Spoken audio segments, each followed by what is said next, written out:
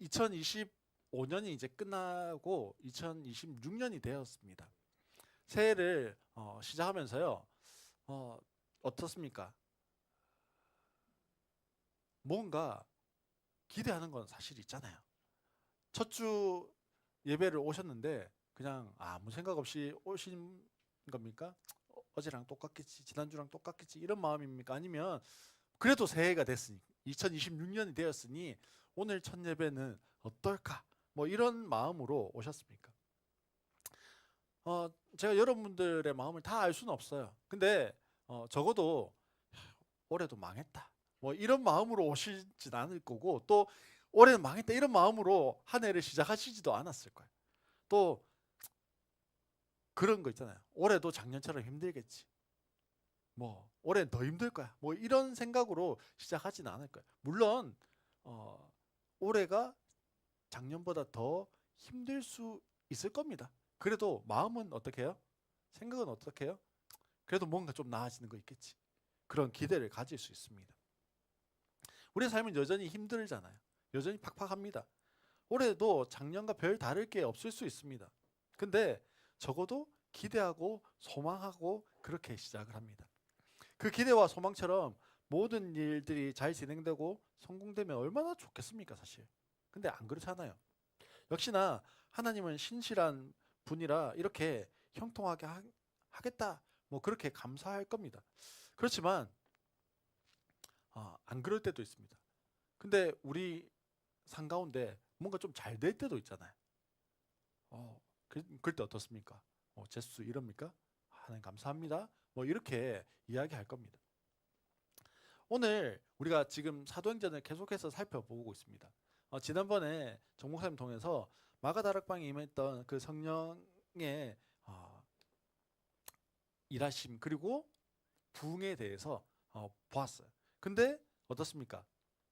그 다음이 우리 정 목사님 통해서 들었던 말씀처럼 바로 뭐가 왔어요? 예, 예루살렘에 큰 박해가 왔다. 이렇게 이야기하고 있습니다. 아니, 뭔가 좀 잘 풀릴 것 같은데, 뭔가 좀 잘 되고 있는 것 같은데, 그때 뭐가 왔다고요? 1절로 8절 우리 지난번에 설교 들었던 것처럼 예루살렘 교회에 큰 박해가 왔습니다. 근데 여기에서 우리가 의문을 가질 수 있는 건요. 그런 거잖아요. 아니, 우리가 잘 나간다 싶은 그때, 우리가 좀 가장 빛난다 싶은 그때, 우리가 좀 성공했다 싶은 그때에 바로 그 순간에 이렇게 힘들게 해야 됩니까? 그 순간에 이렇게 어렵게 해야 됩니까? 그런 마음이 듭니다. 이제는 좀 안정적인 것 같은데 내 몸이 이제 아파요. 뭔가 좀 이제 괜찮다 싶은데 자녀가 말씀을 지킵니다. 뭐 이런 것들 있잖아요.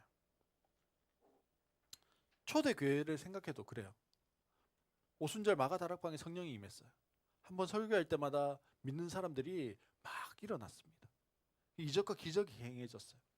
그래서 믿는 사람이 점점 늘어났습니다.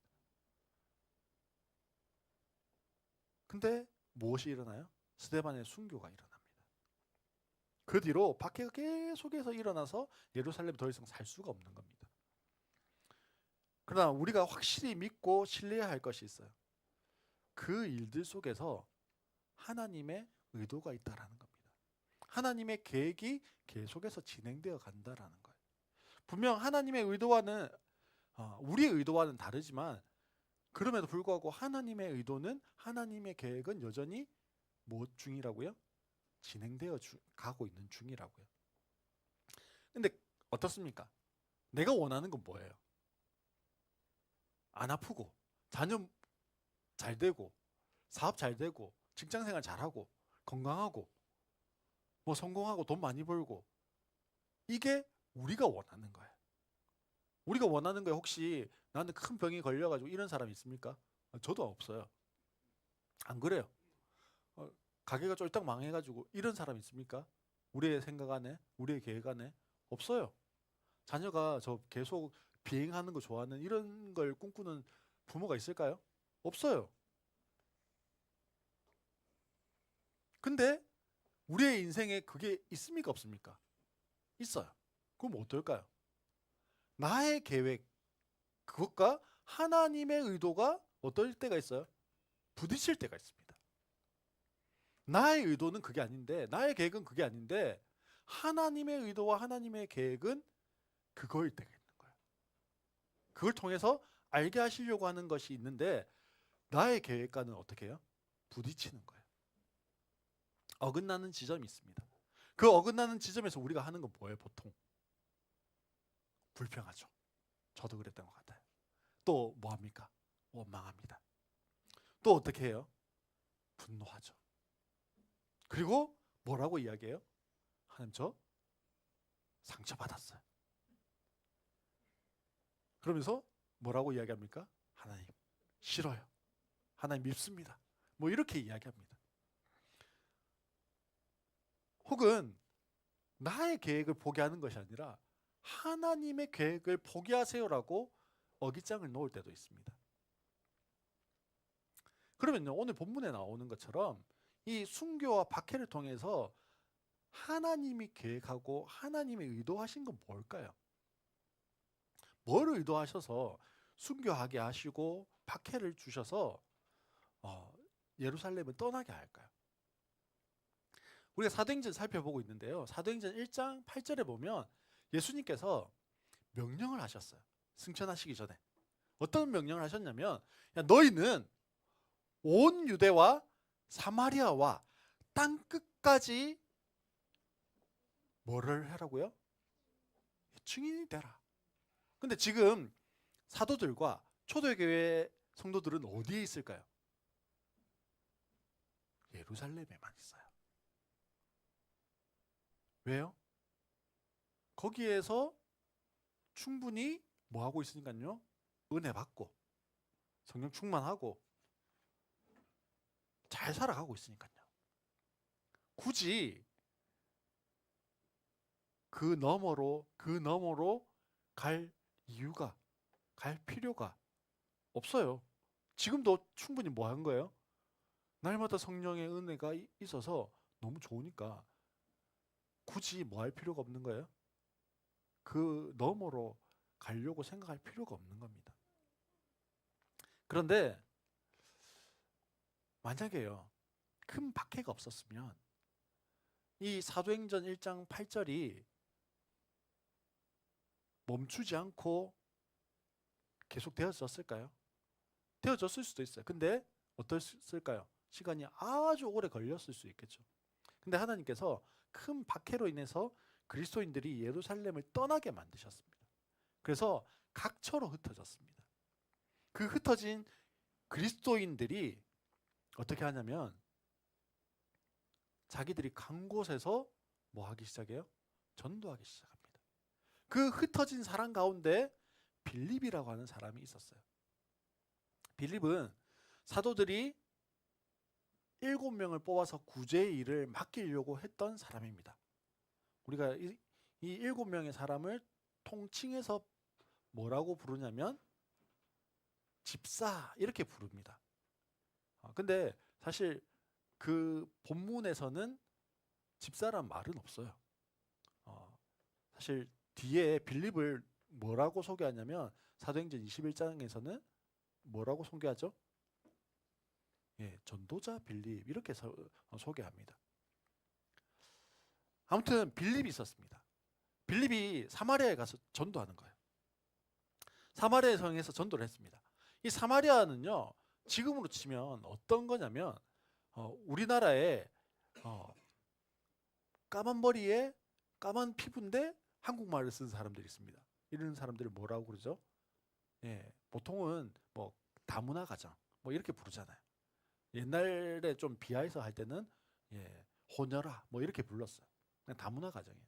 이 사마리아 사람들이요, 어떤 사람들이냐면 유대인 다문화 가정이에요.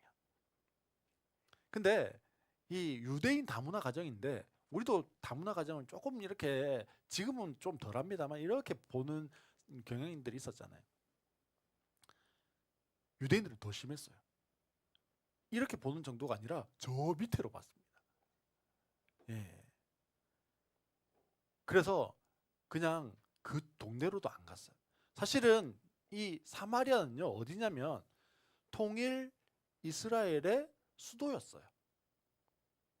그러면 수도니까 이스라엘의 어디쯤에 있을까요? 한가운데 있겠죠. 근데 성경 사도행전 1장 8절에 뭐라고요? 온 유대와 그다음 뭐예요? 사마리아.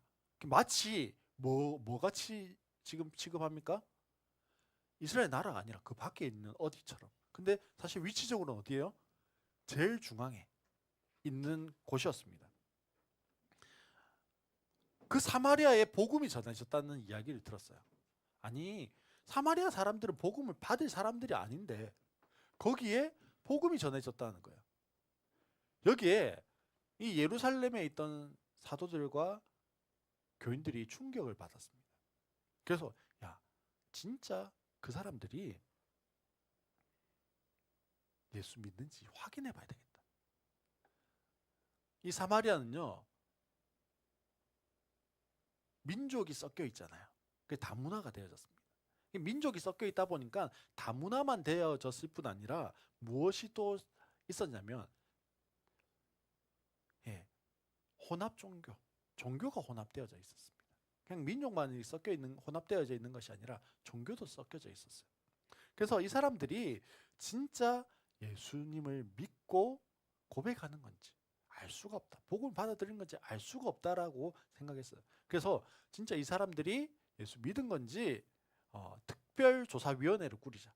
그리고 위원장과 실행하는 사람을 누구로 세운 겁니까? 베드로와 요한을 세운 거예요. 그래서 과연 그들의 믿음은 어떤 것인지를 알아보려고요. 베드로와 요한이 사마리아 성에 와서 살펴보는데요. 놀랐습니다. 왜 놀랐을까요? 자신들이 고백하는 것과 동일한 하나님을 믿고 고백하고 있었어요. 자신들과 동일하게 유일하신 구원자 예수님을 믿고 있었습니다. 뿐만 아니라 예수님의 이름으로 무엇도 받았어요? 세례도 받았습니다. 그런데 베드로와 요한이 사마리아인들의 믿음을 살피는데요. 내린 결론이 있어요. 그 결론이 무엇이었을까요? 오늘 우리가 읽었던 말씀에 보면 이렇게 기록되어져 있습니다. 15절인데 잘못됐어요. 우리 같이 한번 읽어볼까요? 같이 읽겠습니다. 예, 앞에 보시고, 예, 사마리아 사람도 하나님의 말씀을 받았다 함을 듣고, 예, 이게 14절이네요. 예, 예, 예, 제가 잘못 넣은 것 같습니다. 15절에 보면 사마리아 사람들이 성령을 받을 수 있게 하려고 그들을 위하여 기도하였다 이렇게 되어 있습니다. 그리고 16절에 보면요, 성령을 받기 위해서 기도하면서 16절에 보면 16절, 예, PPT 띄워져 있는데요. 같이 한번 읽어보겠습니다. 주 예수의 이름으로 세례만 받았을 뿐이요 그들 가운데 아무에게도 아직 성령이 내리시지 않았던 것이었다. 뭐가 안 내렸다고요? 성령이 안 내렸어요. 베드로와 요한이 경험한 것과 다른 것이 있었다고요, 없었다고요? 없었습니다. 하지만 아직 경험 못한 것이 하나 있었어요. 그게 무엇이었다고요? 바로 성령을 경험하지 못했습니다. 예수님의 사역 가운데 임하시고 역사하셨던 그 성령, 오순절 마가 다락방에 임했던 그 성령, 사도들의 사역 가운데 임하셨던 그 성령, 사마리아 사람도 예수의 이름으로 물로 세례를 받았습니다. 그러면 왜 물로 세례를 사마리아 사람들이 받았을까요? 시에라, 물로 왜 세례를 사마리아 사람들이 받았을까? 예? 왜 받았냐면요, 믿었으니까 받았겠죠. 안 믿었으면 안 받았을 거예요. 근데 예수님을 믿었어요. 복음을 믿었기 때문에 세례를 받는 겁니다. 다르게는 이 세례를 받았다란 말은 뭐예요? 거듭났다, 중생했다라고 표현합니다. 즉 영이 죽어 있는데 새롭게 태어난 겁니다. 고린도전서 말씀에 보면요, 이렇게 돼 있습니다. 고린도전서 12장 3절에 보면 성령을 힘입지 않고서는 아무도 예수는 주님이시다 하고 말할 수 없습니다라고 이야기했어요. 자, 세례를 받는다는 건요, 예수님은 나의 주님을 고백해야 세례를 받잖아요. 그러면 세례를 받은 사람은 이미 뭐 했다고요? 성령을 힘입지 않고는 안 된다라고 이야기해요.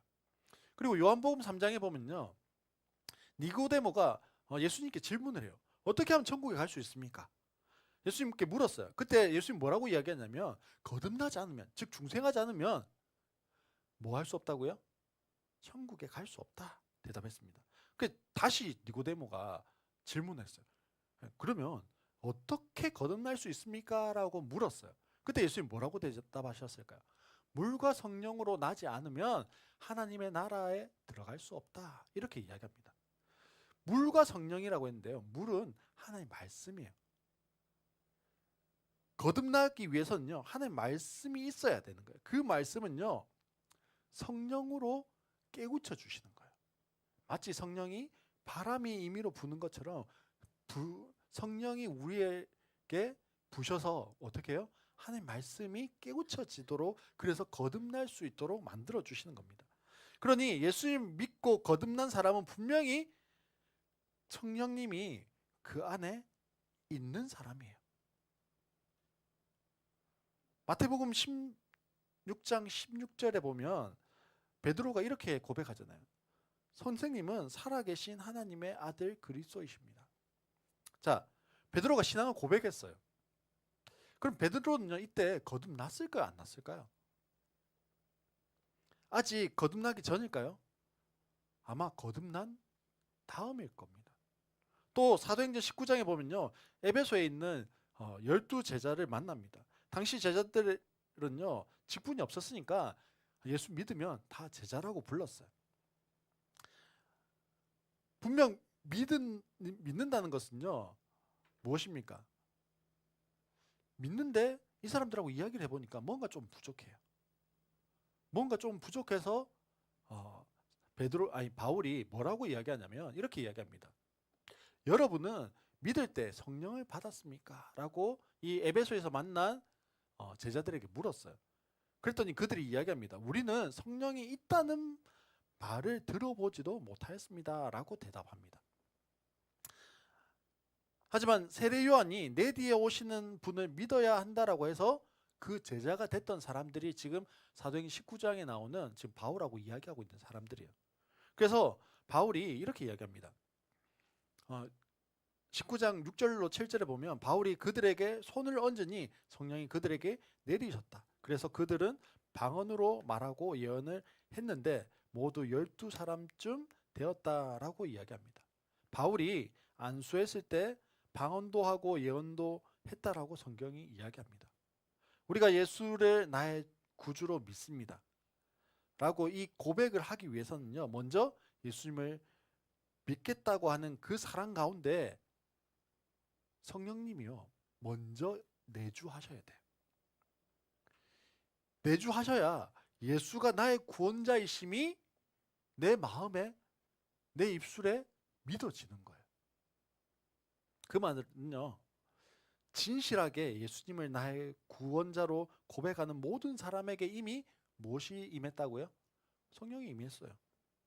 그러니 사마리아인들에게 예수의 이름으로 세례를 받았다라는 말은 이미 성령이 그들에게 임하셨다라는 걸까요? 안 임하셨다라는 걸까요? 임하셨어요. 그럼에도 베드로와 요한이요, 아직 한 사람에게도 성령을 내리신 일이 없다라고, 그래서 성령을 받기 위해서 기도하는 이유는 뭘까요? 학자들은요, 한 두 가지 정도로 이야기하는데요. 첫째는 사마리아인들의 신앙은요, 그들이 아직 성령을 받지 못한 사실에서 알 수 있는 것처럼 불완전한 그런 믿음이었다. 이 불완전한 믿음이었다라는 것은요, 다르게 표현하면 예수님 아직 안 믿는다라고 표현되어진 것 같아요. 근데 주 예수의 이름으로 뭘 받았어요? 세례 받았잖아요. 그러니까 사실 이 해석은요, 좀 받아들이기 어려운 해석인 거죠. 두 번째는요, 하나님께서는 사마리아인들이 오순절에 성령을 받은 예루살렘 교회 성도들과 동일한 공동체의 일원, 즉 그리스도 안에서 한 가족임을 드러내시기 위해서 누구를 통해서요? 베드로와 요한을 통해서 직접적으로 그들이 올 때 성령을 내리시도록 허락하셨다라고 이야기하는 겁니다. 사마리아인들이 예수 그리스도의 이름으로 세례를 받았지만 하나님께서 베드로와 요한이 사마리아 사람들에게 도착할 때까지 성령을 내리시지 않았다라고 보는 거라는 거예요. 전통적으로 사마리아 사람들을 경멸했던 유대인들이 그들의 영적인 공동체로 받아들이기를 주저하고 있는 이 사마리아 사람들에게 베드로와 요한이 가서 뭐 했을 때요?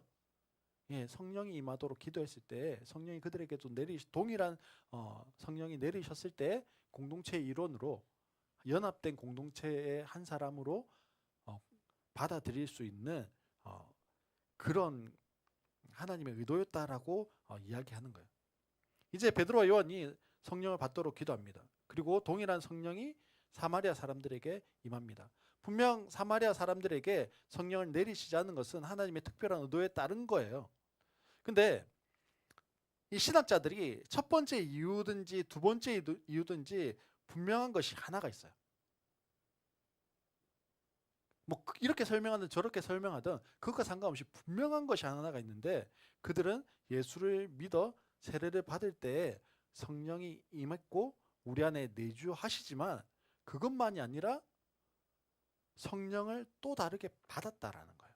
뭐 이것을 어떤 사람은 성령 세례라고 표현하고요. 어떤 사람은 성령의 충만함이라고 표현해요. 어쨌든 우리가 예수의 이름으로 세례를 받을 때 성령이 이미 임해 계시지만 그것이 어떻게 되는 거든요? 가시적으로 보여지는 또 다른 형태의 충만함이든 그게 세례든 간에 성령이 임하셨다라는 거예요. 그리고 그때 나타나는 성령의 증거들이 있었어요. 사마리아 사람들이 방언을 하기도 하고 예언을 하기도 했어요. 우리 안에 성령이 내주에 계시는데 왜 성령을 받아야 할까요? 복음서에 등장하는 베드로의 모습이 있습니다. 복음서에 등장하는 베드로와 오순절 성령을 받은 이후의 베드로의 모습이 어떨까요? 똑같습니까? 복음서의 베드로의 삶과 오순절 성령을 받은 이후의 베드로의 삶의 모습이 같을까요? 아닙니다. 완전히 다른 사람이 되어졌어요.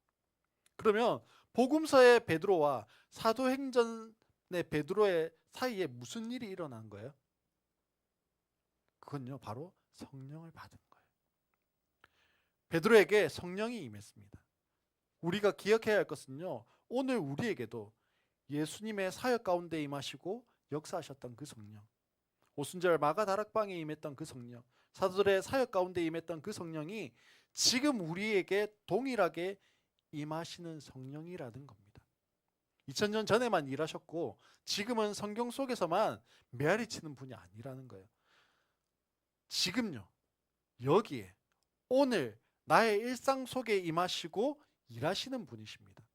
어떤 신학자들은요, 어떤 사람들은 2000년 전에 임하셨고 역사하셨던 성령을 믿습니다.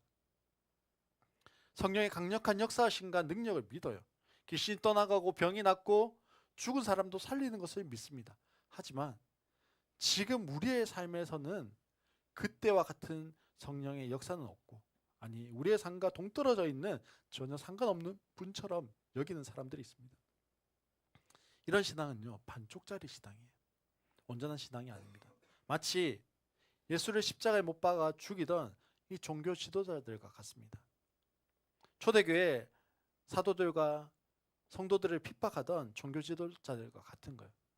이 종교 지도자들이 하나님을 믿지 않았습니까? 성경을 믿지 않았습니까? 믿었어요.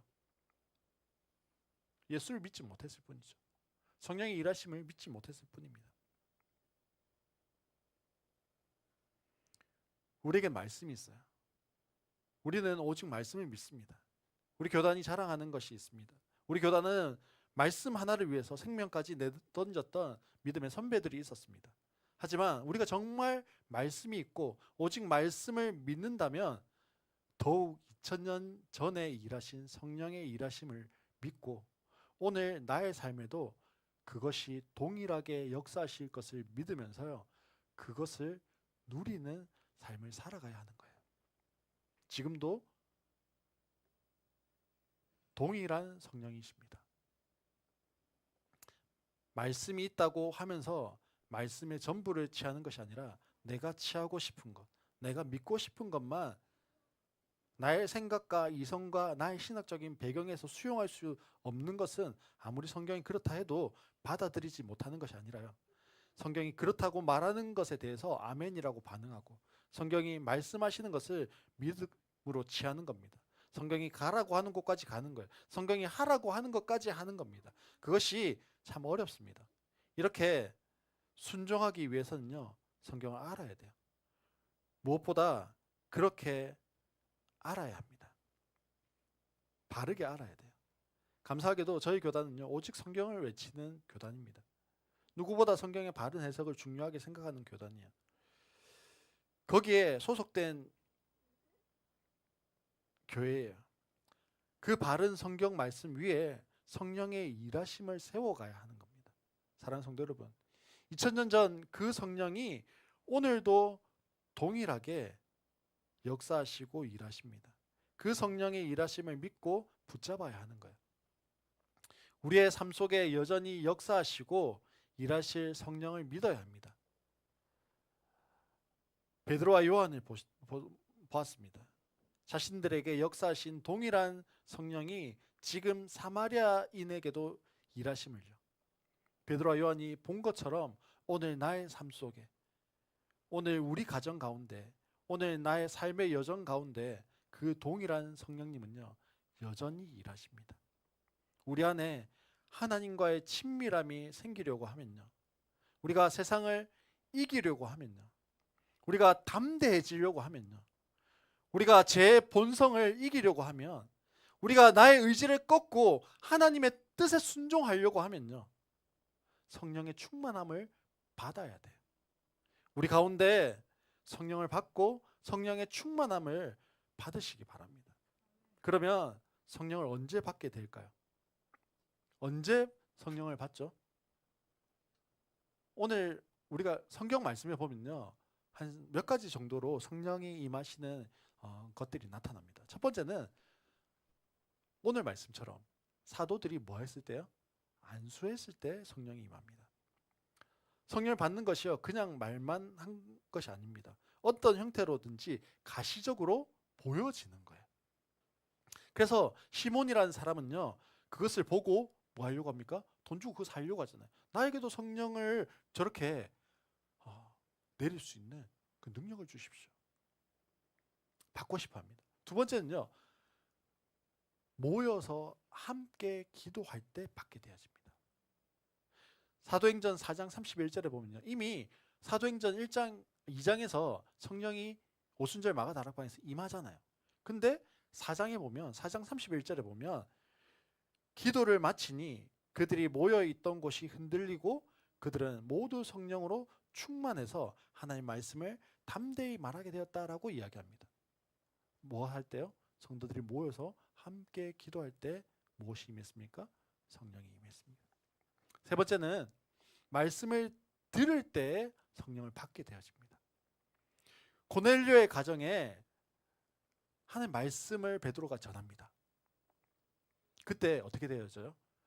말씀을 전할 때 성령이 그 위에 임했다라고 그렇게 말씀합니다. 말씀을 전하기 시작할 때. 오늘 이 공간 가운데도요, 우리가 함께 모여 기도하고 함께 말씀을 들을 때 주의 성령이 뭐 할 수 있어요? 임할 수 있는 겁니다. 사랑하는 성도 여러분, 우리가 예수를 나의 구원자로 믿고 예수의 이름으로 세례를 받으면 분명히 천국 갑니다. 분명히 중생한 사람이에요. 하지만 베드로와 다른 사도들이 그랬던 것처럼요, 성령을 받지 않으면 힘없이 신앙생활을 하는 거예요. 그것이 뭐 성령 충만함이라고 표현되어지건 성령 세례라고 표현되지. 근데 성경은요, 그냥 성령을 받았다라고 되어 있습니다. 사단에게요, 성령 받지 않으면요, 사단에게 이리 치이고 저리 치이고 그렇게 살아갑니다. 그렇게 신앙생활하는 거예요.